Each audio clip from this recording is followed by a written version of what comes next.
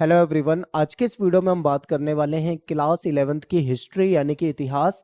आपकी इतिहास की बुक में जो मिड टर्म का एग्जाम होने वाला है उसके लिए जो भी इंपॉर्टेंट एमसीक्यू क्वेश्चन बनते हैं, सारे अच्छे अच्छे इंपॉर्टेंट एमसीक्यू क्वेश्चन जिसमें प्रीवियस ईयर में आए हुए क्वेश्चन भी ले रखे हैं मैंने, सारे क्वेश्चन आपको इस सिंगल वीडियो में मिल जाएंगे। इसीलिए इसका नाम क्या है, वन शॉट वीडियो। यानी कि एक ही वीडियो है और इसमें आपको चारों चैप्टर के इंपॉर्टेंट क्वेश्चन मिल जाएंगे, क्योंकि आपके एग्जाम में 4 चैप्टर आ रहे हैं, ठीक है, मिड टर्म में। अब इसके अलावा आप कहोगे सर एमसीक्यू तो आपने करा दिए, लॉन्ग क्वेश्चन बताइए। तो लॉन्ग क्वेश्चन जो है हमने ऑलरेडी एक वीडियो में बत करा रखे हैं, ठीक है। उससे पहले मैं आपको एक अपडेट दे दूं कि सारे चैप्टर की वीडियो हमारे चैनल पे अवेलेबल है। आपको सभी चैप्टर वाइज जाके पहले चैप्टर की वीडियो देखनी है, अच्छे तरीके से उसको समझना है चैप्टर को, फिर आपको ये चैप्टर आसान लगेगा। उसके बाद आप इसकी क्या कर सकते हो, तैयारी कर सकते हो। ये एक वीडियो बनाई थी मैंने थोड़े दिन पहले, जिसमें मैंने आपको क्लास 11th की पॉलिटिकल साइंस के हर चैप्टर के जो शॉर्ट क्वेश्चन है और लॉन्ग क्वेश्चन है, ये मैंने आपको एक ही वीडियो में करा दिए थे। 1 घंटे से ज्यादा बड़ी वीडियो थी। इस चैप्टर के जो 6 चैप्टर आ रहे हैं, इस बुक में से जो 6 चैप्टर आ रहे हैं आपके मिड टर्म एग्जाम में, 6 के 6 चैप्टर के इंपॉर्टेंट क्वेश्चन आपको एक सिंगल वीडियो में ही मैंने बता दिए हैं। तो ये वीडियो आपको जरूर देखनी है, एग्जाम से पहले आप इसको जरूर देख के जाएं। सेम ऐसी ही एक वीडियो और बनाई है हमने क्लास 11th हिस्ट्री के लिए। इस सिंगल वीडियो में आपके जो लॉन्ग क्वेश्चन है, शॉर्ट क्वेश्चन है, ये करा दिए हैं। तो आपके लॉन्ग क्वेश्चन, शॉर्ट क्वेश्चन यहाँ से हो गए और एमसीक्यू क्वेश्चन आपके आज की वीडियो से हो जाएंगे। यानी कि इन 2 वीडियो से ही आपके सारे इंपॉर्टेंट क्वेश्चन जो है कवर हो जाएंगे। और हम लाइव क्लास भी आपकी स्टार्ट कर रहे हैं, तो लाइव क्लास में भी जुड़ जाया करें। तो लाइव क्लास के लिए क्या करना है, आपको टेलीग्राम ग्रुप ज्वाइन करना है। क्लास 11 ESP ये हमारा टेलीग्राम पे ग्रुप है। जब भी हमारी लाइव क्लास होगी तो उसकी जो न्यूज़ है, उसकी अपडेट है, सबसे पहले आपको हमारे टेलीग्राम ग्रुप में मिलेगी। तो आपको टेलीग्राम ग्रुप जरूर ज्वाइन करना है, ताकि आप क्या रहोगे, अपडेटेड रहोगे, ठीक है।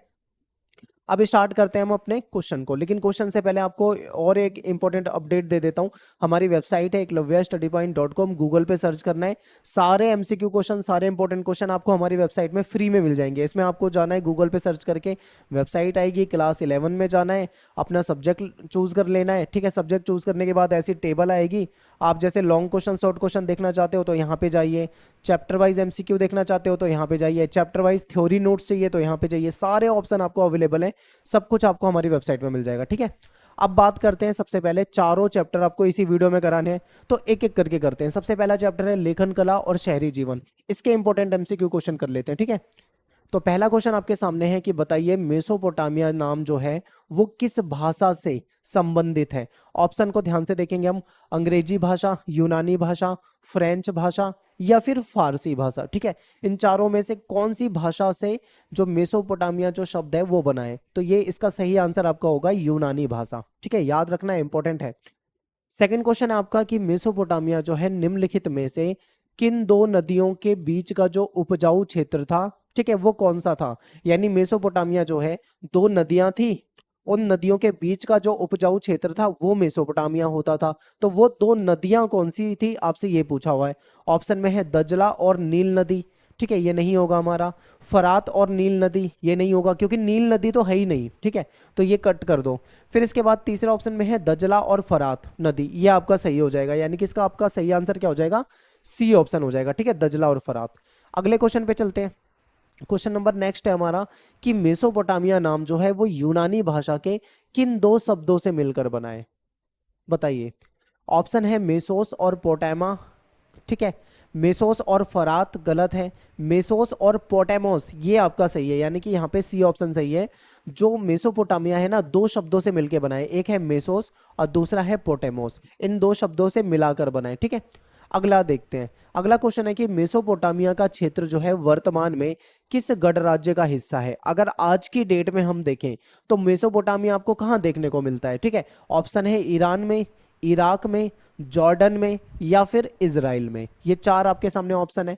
तो इसका सही आंसर जो हो जाएगा आपका वो हो जाएगा इराक, ठीक है। यानी कि बी जो है इसका करेक्ट आंसर हो जाएगा, ठीक है। अगले क्वेश्चन पे चलते हैं। क्वेश्चन नंबर नेक्स्ट है हमारा कि बताइए मेसोपोटामिया की जो सभ्यता है ये डैश के लिए प्रसिद्ध थी। ये खालिस्तान है, इस खालिस्तान में आपको भरना है।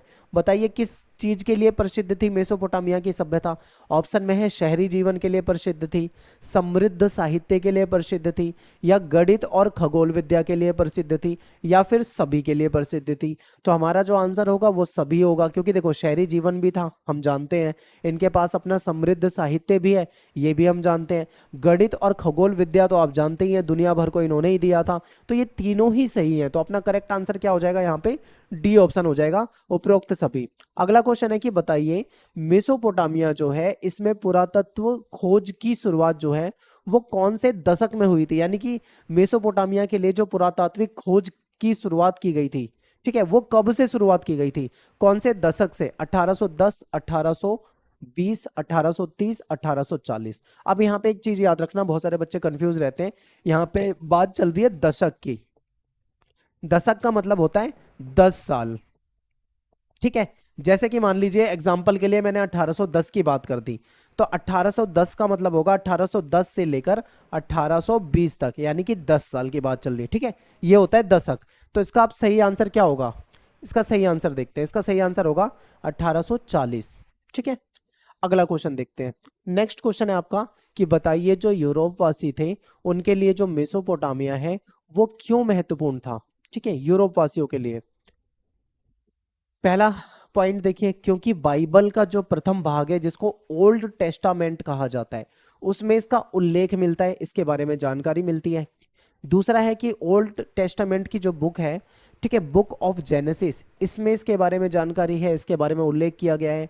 सी पॉइंट है कि यूरोप के यात्री और विद्वान जो थे वो मेसोपोटामिया को अपने पूर्वजों की भूमि मानते थे, या फिर आंसर हो जाएगा उपरोक्त सभी। तो इसका आंसर है उपरोक्त सभी, क्योंकि जो बाइबल का जो पहला भाग है ओल्ड टेस्टामेंट उसमें मेसोपोटामिया का जिक्र है, ठीक है। जो बुक ऑफ जेनेसिस है उसमें भी कहीं ना कहीं इसका उल्लेख है, और यूरोप के लोग जो हैं वो कहीं ना कहीं मेसोपोटामिया को अपने पूर्वजों की भूमि भी मानते हैं। ये भी आपका ऑप्शन ठीक है, तो अपना आंसर क्या हो जाएगा यहाँ पे? उपरोक्त सभी, ठीक है, इसका आंसर हो जाएगा डी।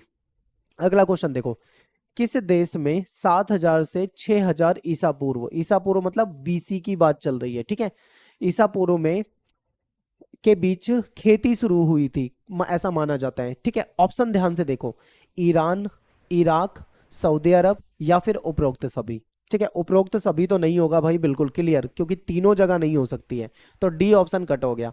अब आप बताइए क्या इसका सही आंसर होगा, ठीक है। तो इसका सही आंसर जो है वो है इराक, ये भी कहीं ना कहीं मेसोपोटामिया वाली ही चीजें हैं इसमें, ठीक है।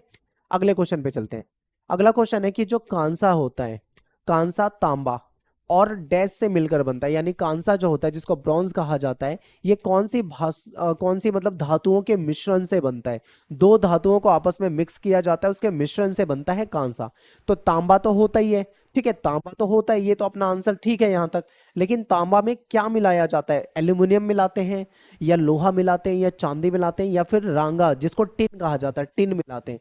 तो इसका सही आंसर हो जाएगा तांबा प्लस टिन, ठीक है, यानी तांबे और टिन को मिलाते हैं जब हम, तो क्या बनता है? ठीक है, सोचिए क्या बनता है? कांसा बनता है, ठीक है, बिल्कुल डी ऑप्शन आपका यहाँ पे करेक्ट हो जाएगा, ठीक है।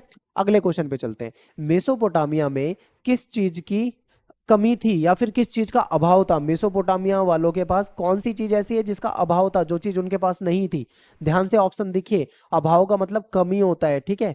तो देखिए, क्या इनके पास खाद्य संसाधन की कमी थी, या जल संसाधन की कमी थी, या खनिज संसाधन की कमी थी, या फिर इन तीनों की ही कमी थी? तो इसका सही आंसर आपका हो जाएगा खनिज संसाधन, ठीक है। इन लोगों के पास क्या था?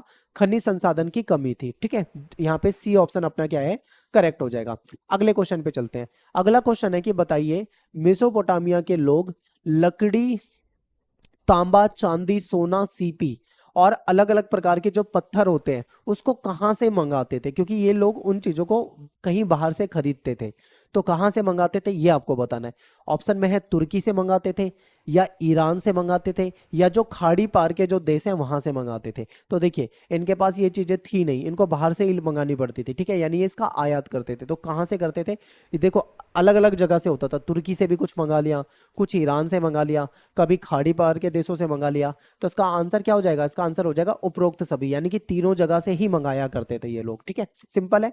अगले क्वेश्चन पे चलते हैं। मेसोपोटामिया जो है वहां पे जो पहली पट्टिका पाई गई है वो लगभग डैश की है। अब पट्टिका क्या है? देखो पट्टिका क्या होती थी, जिसपे ये लोग लिखते थे। ये मिट्टी की होती थी, गीली मिट्टी को आटे की तरह गूंथ के, ठीक है, पट्टी के रूप में बनाते थे, फिर उस पे नुकीली चीज से ये लिखते थे, ठीक है, और जब वो सूख जाती थी तो ये पट्टिका कहलाती थी। एक तरह से इनके लेखन में काम आती थी। तो जो सबसे पहले, जो सबसे माना जाता है, जो सबसे पहली पट्टिका प्राप्त हुई है वो कब की है? ऑप्शन में है 1000 ईसा पूर्व यानी कि बीसी, ठीक है, 1000 बीसी की, या 2000 ईसा पूर्व की, या 3200 या 5600। तो इसका करेक्ट आंसर हो जाएगा 3200 ईसा पूर्व, ठीक है। आंसर देखिए 3200। अगला प्रश्न है कि बताइए मेसोपोटामिया के जो लोग थे वो पट्टिका, ठीक है, डैश पट्टिका के ऊपर लिखा करते थे। ध्यान से देखिए, तांबे की पट्टिका, लोहे की पट्टिका, मिट्टी की पट्टिका, या इनमें से कोई नहीं। अब आप कहोगे कि भाई इससे पहले ही आपने आंसर बता दिया, मैंने इससे पहले वाले क्वेश्चन में बता दिया कि मिट्टी को गूंथते थे, उसकी पट्टिका बनाते थे, फिर उस पर लिखते थे। तो अपना आंसर क्या हो जाएगा? यहाँ पे तो बताने की भी जरूरत नहीं है, सी ऑप्शन क्लियर है आपको। अगले क्वेश्चन पे चलते हैं कि बताइए मेसोपोटामिया जो है उसकी सबसे पुरानी ज्ञात भाषा कौन सी है, मतलब जिसके बारे में नॉलेज मिली हो। ध्यान से देखो, सुमेरियन, अक्कदी, अरेमाइक, हिब्रू, कौन सी भाषा थी? ध्यान से सोचो। देखिए यहाँ पे अलग अलग समय में भाषाओं में कुछ बदलाव आया। पहले के समय में क्या होती थी? सुमेरियन भाषा बोली जाती थी, ठीक है, लेकिन बाद में सुमेरियन के स्थान पर अक्कदी आ गई थी। लेकिन आपसे पूछा क्या है? सबसे पुरानी, तो पुरानी में तो सुमेरियन हो जाएगा, तो अपना ए आंसर जो है वो करेक्ट हो जाएगा, ठीक है। अब देखो, मेसोपोटामिया में लगभग लगभग 2400 ईसा पूर्व के बाद धीरे धीरे कौन सी भाषा ने सुमेरियन भाषा का स्थान ले लिया। ये भी मैंने आपको बता दिया कि स्टार्टिंग में क्या था, यहाँ पे सुमेरियन भाषा बोली जाती थी, लेकिन 2400 ईसा पूर्व के बाद धीरे धीरे एक नई भाषा आ गई, दूसरी भाषा आ गई जिसने सुमेरियन का स्थान ले लिया। वो नई भाषा कौन सी थी? अक्कदी भाषा थी, ठीक है। कौन सी भाषा थी? अक्कदी।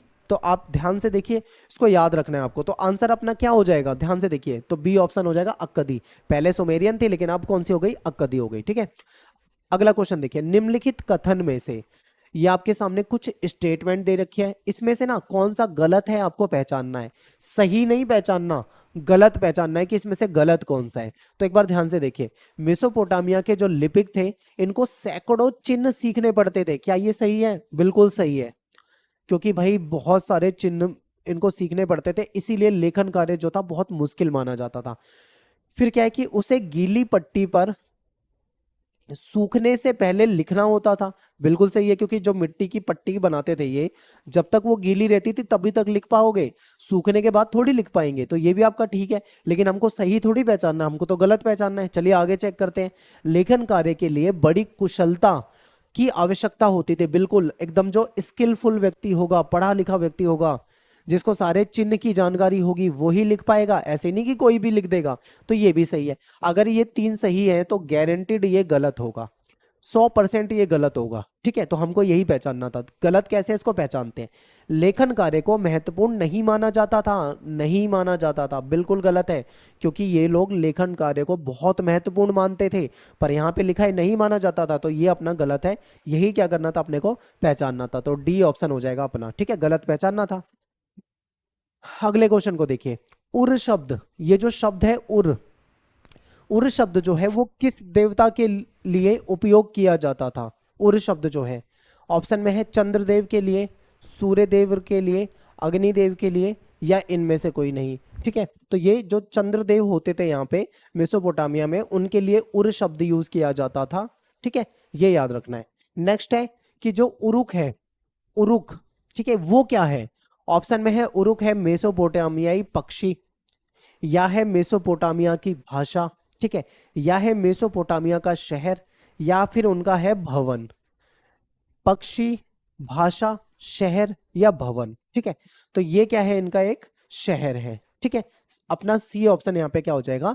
करेक्ट हो जाएगा। नेक्स्ट क्वेश्चन है हमारा कि प्रेम और युद्ध की जो देवी है, प्रेम और युद्ध की देवी, वो किसे माना जाता है? ध्यान से ऑप्शन देखिए, उर को माना जाता है, या इन्नाना को माना जाता है, एनमरकर को माना जाता है, या फिर उपरोक्त सभी। तो इसका आंसर क्या हो जाएगा? इन्नाना। इन्नाना जो थी ना, वो युद्ध और प्रेम की देवी मानी जाती थी, ठीक है। एक बार हम इसको चेक कर लेते हैं। यस, बिल्कुल ठीक है अपना आंसर। अगला क्वेश्चन देखिए, 2000 ईसा पूर्व के बाद मारी नगर जो है वो डैश के रूप में फला फूला। शाही राजधानी, या भवन, या शाही किला, या इनमें से कोई नहीं। ये राजधानी था, ये शाही राजधानी के रूप में फला फूला था, ठीक है। तो क्वेश्चन जो ये है इसका आंसर क्या हो जाएगा, शाही राजधानी। अगले क्वेश्चन पे चलते हैं कि मारी के जो राजा थे वो किस समुदाय से थे, एमोराइट समुदाय से थे, अक्कदी समुदाय से थे, या जियो थे, जियो, ठीक है। जियो जो आपके जो एक धर्म होता है, ठीक है, इजराइल वगैरह के लोग होते हैं, ज्यूज कहा जाता है उनको, या वो ये थे या इनमें से कोई नहीं। तो ये एमोराइट समुदाय के थे, ठीक है। तो एमोराइट समुदाय के ये शासक होते थे। इनकी जो पोशाक थी, जो ये कपड़े पहनते थे, वो भी जो स्थानीय लोग होते हैं उनसे डिफरेंट होती थी। इन्होंने क्या था, ये जो मेसोपोटामिया के देवता थे उनको तो मानते थे, उनके साथ साथ ये जो ड्रैगन देवता होते हैं उनको भी माना करते थे। इन्होंने उनके भी मंदिर बनवा रखे थे, ठीक है। इनका पहनावा भी अलग था, तो ये याद रखना है। अगला क्वेश्चन है, बहुत इंपॉर्टेंट है, मैं इसको मोस्ट इंपॉर्टेंट क्वेश्चन कहूंगा, याद करके जाना है बिल्कुल। कि बताइए, ये जो साइप्रस द्वीप है, ठीक है, साइप्रस द्वीप अलाशिया जिसको कहा जाता है, ये किसके व्यापार के लिए फेमस था। यहाँ पे व्यापार होता था, किस चीज का व्यापार होता था। ऑप्शन में है कपड़े का व्यापार होता था, या यहाँ पे जो सैनिक सामान है, हथियार वगैरह, ठीक है, उसका व्यापार होता था, या तांबा और टीन।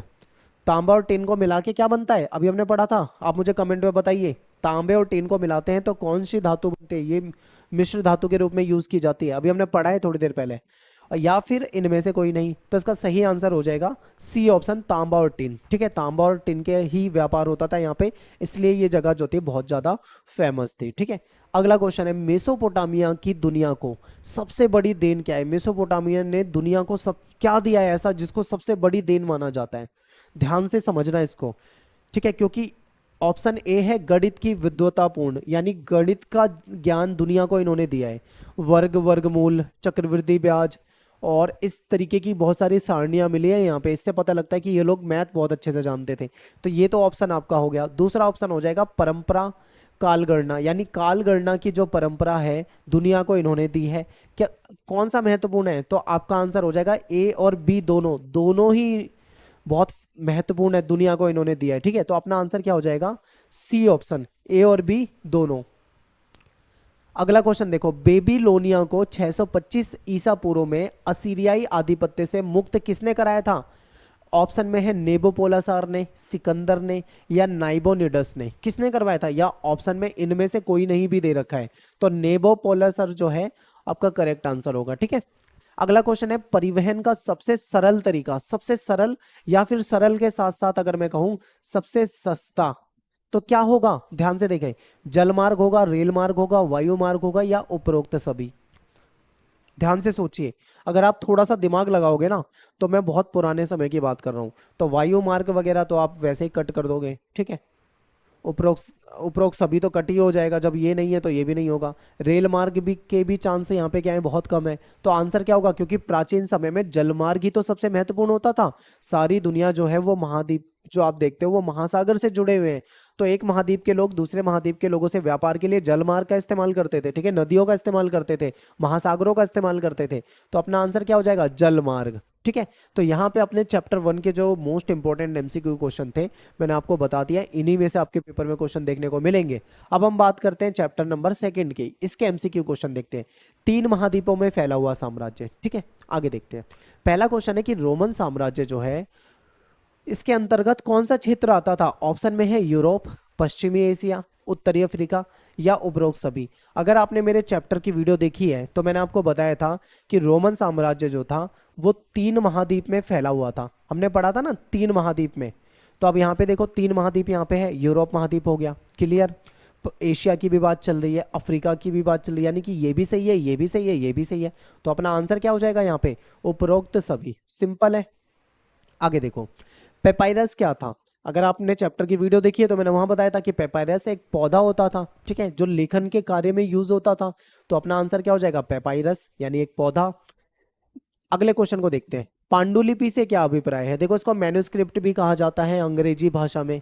हिंदी में बोले तो पांडुलिपि का मतलब होता है हस्तलिखित पुस्तक, यानी हाथ से लिखी पुस्तक।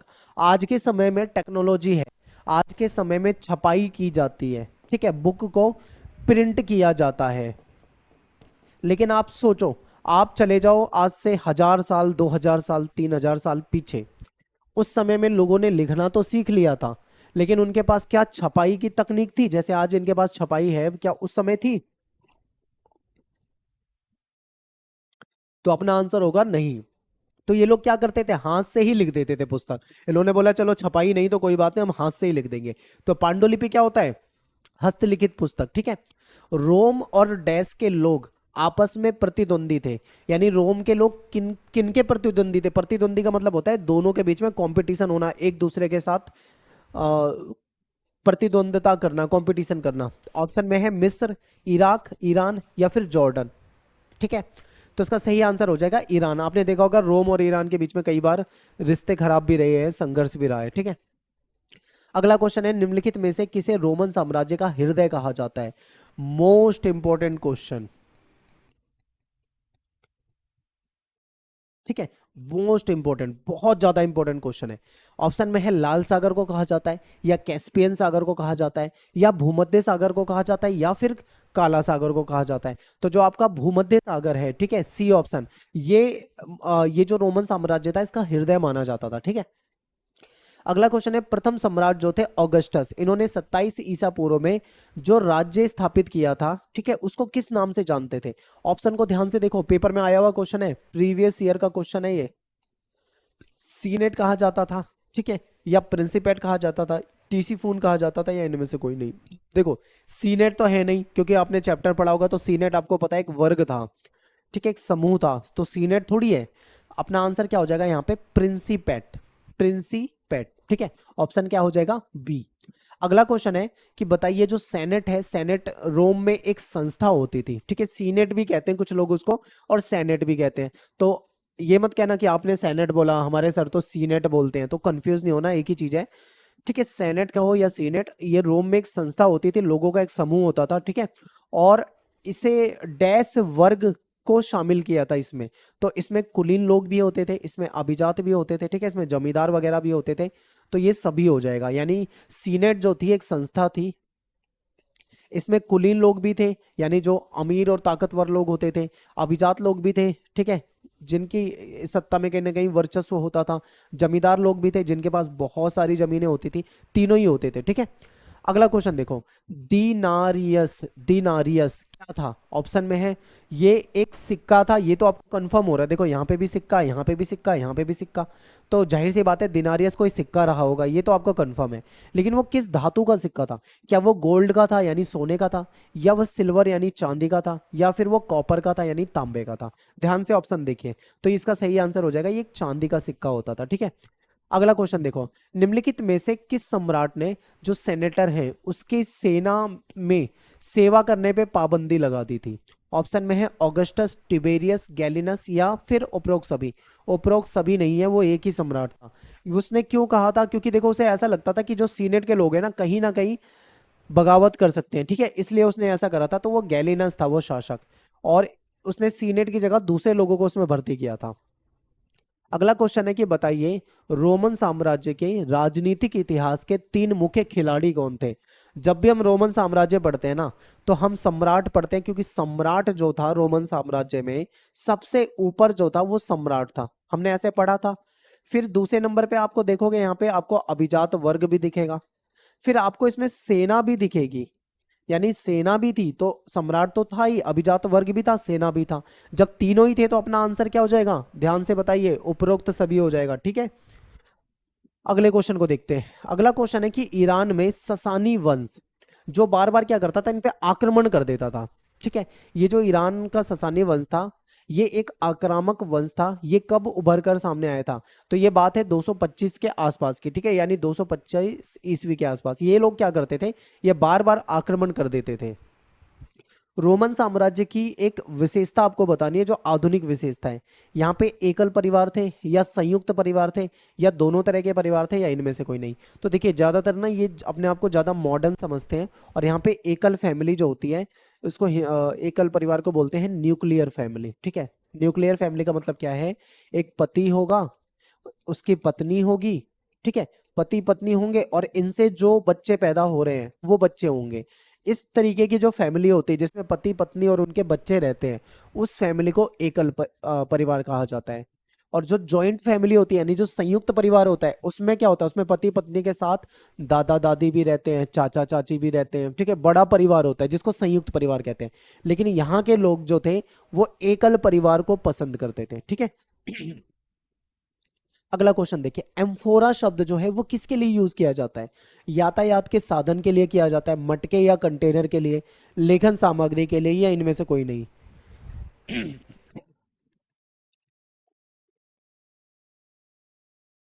देखिए ये मटके जो कंटेनर होते थे इसके लिए एम्फोरा शब्द यूज किया जाता था, ठीक है। माफी चाहूंगा, मेरा थोड़ा गला बैठा हुआ है, तबीयत खराब है इसलिए आवाज में दिक्कत हो सकती है, ठीक है।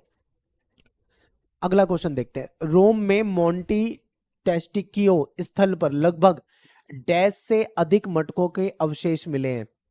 ये जो स्थल है ना, यहाँ पे 5 करोड़, सोचो कितने होते हैं, 5 करोड़, यहाँ पे 5 करोड़ के करीब मटके के टूटे हुए भाग मिले हैं या अवशेष मिले हैं, ठीक है। अगला क्वेश्चन देखो, सिकंदर जो है वो यूनान के किस राज्य के शासक था? किस राज्य से रिलेटेड है? बेबीलोन, एथेंस, मकदूनिया, या इनमें से कोई नहीं? तो ये मकदूनिया से रिलेटेड है, यानी सी ऑप्शन हो जाएगा, ठीक है। अगला क्वेश्चन है कि ईसाई धर्म जो है उसको रोमन साम्राज्य का राजकीय धर्म बना दिया था, यानी जो मेन धर्म होगा वो ईसाई धर्म होगा, किसने बनाया था? ठीक है, सॉरी, ये पूछा गया कब बनाया गया था, पहली शताब्दी में, दूसरी शताब्दी में, तीसरी में, या चौथी शताब्दी में? तो इसका सही आंसर हो जाएगा चौथी शताब्दी में। अब आपसे पेपर में ये भी पूछ सकते हैं कि किसने बनाया था, ठीक है। तो ईसाई धर्म को रोमन साम्राज्य में आधिकारिक धर्म या राजकीय धर्म जो बनाया था वो कौन से सम्राट ने बनाया था? ऑगस्टस ने बनाया था, टिबेरियस ने बनाया था, गैलिनस ने बनाया था, या कॉन्स्टेंटाइन जो है इसने बनाया था, ठीक है।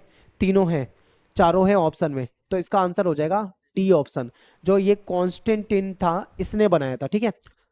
अगला क्वेश्चन है कि रोमन शहरी जीवन में स्पेक्टुला नामक जो मनोरंजन शो होता था, एक मनोरंजक शो होता था, यहाँ पे एक प्रोग्राम होता था, तो इसका नाम था स्पेक्टुला। ये कितने दिन के लिए होता था? कम से कम पूछा गया है कितने दिन, तो 176, 176 दिन। ऑप्शन देखो, सी ऑप्शन है आपके सामने, ये कम से कम 176 दिन तक होता था ये, ठीक है।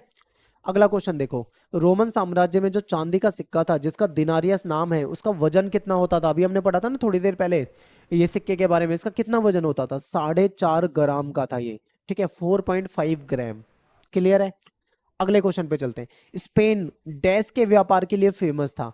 जैतून का तेल, शराब, धातु, या इनमें से कोई नहीं? तो स्पेन हमेशा से जब भी स्पेन का नाम आए तो आपको सीधा जैतून का तेल याद रखना है, ये जैतून के तेल के लिए फेमस था, ठीक है। तो यहाँ पे अपना जो चैप्टर नंबर 2 है वो भी हो जाता है कंप्लीट, ठीक है। अब हम बात करेंगे चैप्टर नंबर 3 की, यायावर साम्राज्य, इसके मोस्ट इंपॉर्टेंट क्वेश्चन। तो अगले क्वेश्चन को देखते हैं चैप्टर नंबर 3 से, कि जो मंगोल थे, ये आपका जो चंगेज खान वाला चैप्टर है उसको कर रहे हैं। मंगोल जो थे उनका प्रमुख व्यवसाय क्या था? ऑप्शन में है कृषि करते थे ये लोग, या पशुपालन करते थे, शिकार करते थे, संग्राहक थे ये लोग, या ज्योतिष थे, या शिल्पकारी करते थे? देखो कृषि नहीं करते थे ये लोग, ये आपको पता होना चाहिए, ए ऑप्शन कट हो जाएगा। ये लोग पशुपालन करते थे क्योंकि ये स्टेपी क्षेत्र में रहते थे। स्टेपी क्या है? घास का मैदान है, तो जहाँ पे बहुत घास होगी वहां पे पशुपालन तो होगा ही होगा, ये ठीक है। शिकार भी करते थे, जहाँ पे पशु होंगे तो शिकार करेंगे ही करेंगे। अब जब शिकार करेंगे तो उसको संग्रहण भी होगा। तो ये 3 ऑप्शन यहाँ पे जो है करेक्ट है, यानी कि अपना आंसर क्या हो जाएगा? बी हो जाएगा। बर्बर जो है एक यूनानी भाषा का शब्द है, तो बर्बर जो शब्द है वो किस, इसका अर्थ क्या होता है? क्या हिंसक बर्बर होते हैं, या शक्तिशाली, या गैर यूनानी, या शिकारी? देखिए जो लोग गैर यूनानी होते थे ना उनके लिए शब्द यूज किया जाता था बर्बर, ठीक है। तो अपना आंसर क्या हो जाएगा? सी। नेक्स्ट है, चीन की जो महान दीवार है जिसको ग्रेट वॉल ऑफ चाइना कहा जाता है, बहुत बड़ी दीवार है, वो किस लिए बनाई गई थी? इससे राज्य की सुंदरता बढ़ गई, यानी इस सुंदरता को बढ़ाने के लिए बनाई गई थी, या व्यापार को बढ़ावा देने के लिए बनाई गई थी? ठीक है, दीवार बना के थोड़ी व्यापार होगा।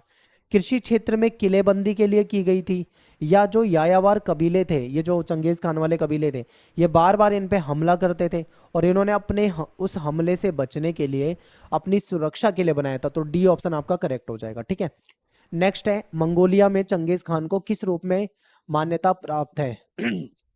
तो उसको दार्शनिक कहा जाता है, या बर्बर शासक के रूप में जाना जाता है, या यायावर सम्राट के रूप में, या महान राष्ट्र नायक? देखिए जो मंगोलिया है ना वो इसको अपना राष्ट्र नायक मानता है, क्योंकि चंगेज खान जब था उसने दुनिया भर के देशों पे अपना आक्रमण किया, कब्जा किया, ठीक है, इसलिए उसको ये राष्ट्र नायक मानते हैं। अगला क्वेश्चन है, चंगेज खान का प्रारंभिक नाम क्या था, यानी बचपन का नाम एक तरह से मान लीजिए, तो उसको तैमुजिन कहा जाता था, ठीक है, नाम याद रखना तैमुजिन। क्या था, मंगोल कबीले के जो सरदार थे, जो कुर्तलियाई समाज से थे, इन्होंने चंगेज खान को उपाधि दी थी। कौन सी उपाधि दी थी? ऑप्शन में है समुद्री खान, सार्वभौम शासक, या बादशाह खान, या जहांदर खान, या जोची खान। ठीक है, ध्यान से ऑप्शन को देखो एक बार, बहुत ध्यान से देखो, ये इंपॉर्टेंट क्वेश्चन है, पेपर में आता है बहुत ज्यादा। तो इसका आंसर हो जाएगा आपका ए ऑप्शन, समुद्री खान। इसको सार्वभौम शासक की उपाधि भी दी गई थी, ठीक है। अगला क्वेश्चन है कि जो यायावर लोग थे वो मूलतः डैश थे, क्या थे वो? स्थायी निवास करते थे? बिल्कुल भी नहीं करते थे, ये लोग तो तंबू में रहते थे, कभी यहाँ कभी वहां कभी वहां, स्थायी निवास तो नहीं करते थे। कृषि भी नहीं करते थे, मैंने स्टार्टिंग में ही आपको बता दिया, खेती नहीं करते थे। ये घुमक्कड़ लोग थे, आज यहाँ हैं, 6 महीने बाद कहीं और चले जाएंगे, 6 महीने बाद कहीं और चले जाएंगे, ऐसे थे ये। अगला क्वेश्चन है कि निम्न में से कौन सी मध्य एशिया की चारण भूमि है, चारण भूमि, जहां पे आपको घास के बड़े बड़े मैदान मिलेंगे, ठीक है, घास के बड़े बड़े मैदान मिलेंगे। तो बताइए, ऑप्शन में है पंपास, वेल्स, प्रेरी, स्टेपीज। ये चारों ही घास के मैदान है, लेकिन अलग अलग जगह के हैं। यहाँ पे बात कर रहे हैं मध्य एशिया की, तो स्टेपी जो है वो मध्य एशिया के घास के मैदान है, ठीक है। अगला क्वेश्चन है कि मंगोल निम्न में से कौन सा कार्य नहीं करते थे? ऑप्शन है पशुपालन नहीं करते थे, शिकार नहीं करते थे, कृषि नहीं करते थे, या व्यापार नहीं करते थे। तो कृषि नहीं करते थे, ये मैंने आपको पहले ही बता दिया, 2 बार 3 बार क्वेश्चन रिपीट हो रहा है, ठीक है। आगे देखिए, चंगेज खान के जो पिता थे उनका नाम क्या था? ऊंग खान, तुगरिल खान, बाधू रचू, या येसुजई। तो इनका सही आंसर होगा येसुजई, ठीक है, डी ऑप्शन सही होगा। अगला क्वेश्चन देखते हैं, पेकिंग नगर ये एक शहर था, इसको लूटा गया था, कब लूटा गया था? 1160, 1215, 1230, या 1260। तो इसका सही आंसर है 1215 में इस नगर को खूब लूटा गया, ठीक है। चंगेज खान की मृत्यु कब हुई थी? 1227 में हुई थी। ऑप्शन में है 1200, 1215, 1227, 1235। तो इसका सही आंसर हो जाएगा 1227, ठीक है।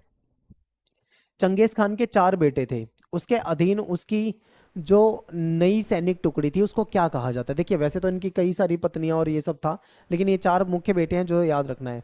उनको जो सैनिक टुकड़ी दी गई थी उसको क्या कहा जाता था? ऑप्शन में नोयास कहा जाता था, तुमन कहा जाता था, यास कहा जाता था, या हरकारा पद्धति। हरकारा पद्धति तो एक अलग ही सिस्टम है, आगे बताऊंगा इसे।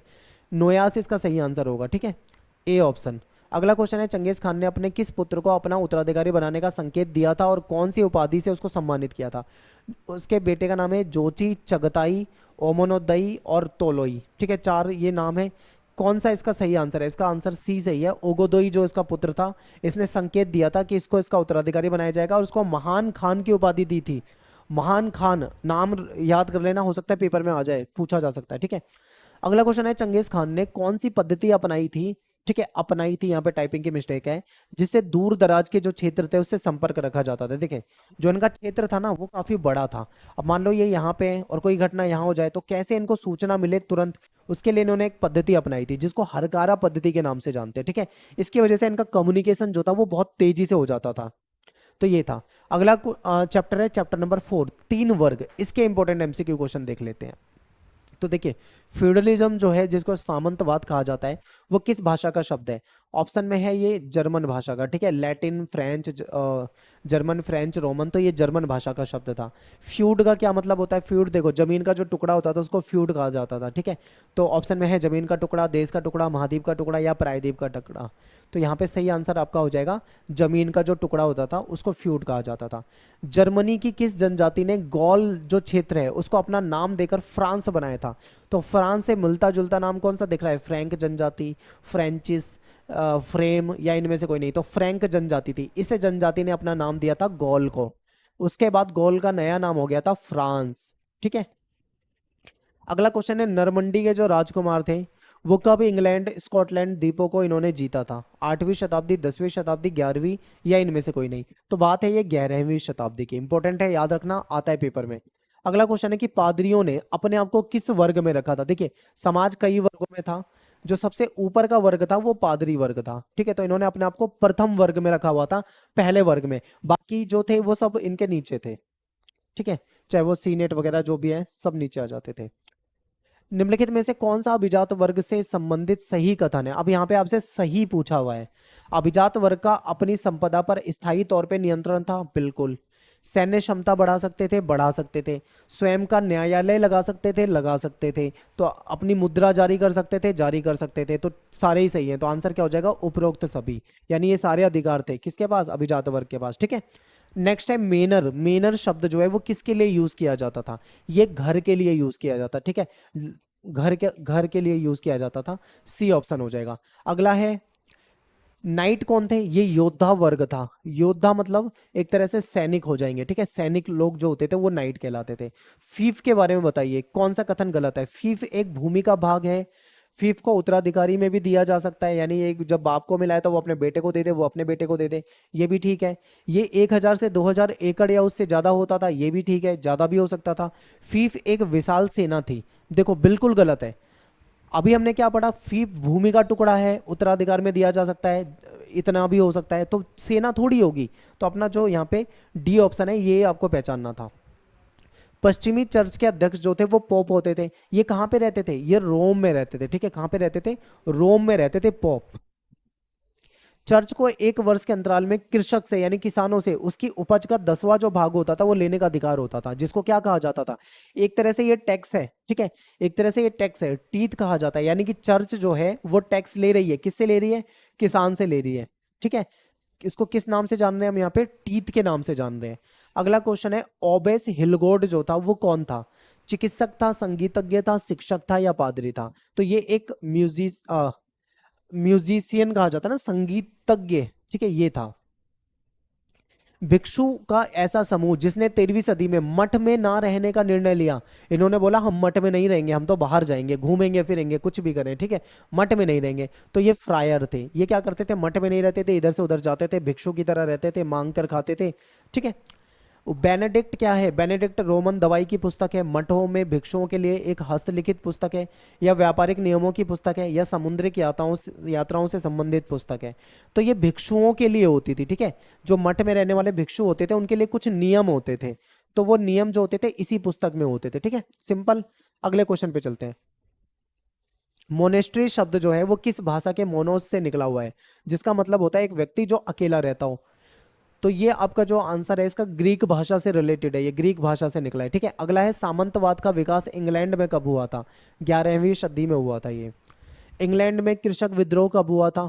ठीक है, तो ये 1381 में हुआ था। ये पेपर में आया हुआ क्वेश्चन है, ये प्रीवियस ईयर क्वेश्चन है, इसको याद करके जाना है आपको। अगला क्वेश्चन है, ये मठ वाला क्वेश्चन आता है, ये जरूर आता है। सेंट बेनेडिक्ट मठ जो है वो इटली में बनाया गया था, कब बनाया गया था? 523, 527, 529 या 540, ठीक है। तो ये 529 में बनाया गया था। दूसरा जो है एक ऐसा टैक्स था जो राजा केवल किसानों पे कभी कभार लगाता था, यानी ये टैक्स केवल केवल किसान को देना है, वो भी कभी कभार, हमेशा नहीं। तो वो कौन सा टैक्स था? इसको टैली कहा जाता था, ठीक है, टैली। अगला क्वेश्चन है क्लूनी मठ, इंपॉर्टेंट है आपका, वो सेंट बेनेडिक्ट पूछा जाता है, ठीक है, और आपसे दूसरा एक क्लूनी मठ पूछा जाता है, ये पूछा जाता है। तो ये 910 एडी के आसपास की बात है, तब ये बनाया गया था, ठीक है। तो ये था। तो आई होप आपको वीडियो पसंद आई होगी। सारे इंपॉर्टेंट क्वेश्चन जो है वन शॉट वीडियो में आपको करा दिए हैं। वीडियो को लाइक जरूर करें, कमेंट करें, शेयर करें, ठीक है। मिलते हैं नेक्स्ट वीडियो में। Thanks for watching. जय हिंद, जय भारत। और बहुत जल्दी हमारी लाइव क्लास शुरू हो रही है, आप लाइव क्लास में जरूर जुड़िए, फ्री में आपको सब कुछ मिल जाएगा। नेक्स्ट वीडियो में मिलते हैं। Thanks for watching. जय हिंद, जय भारत।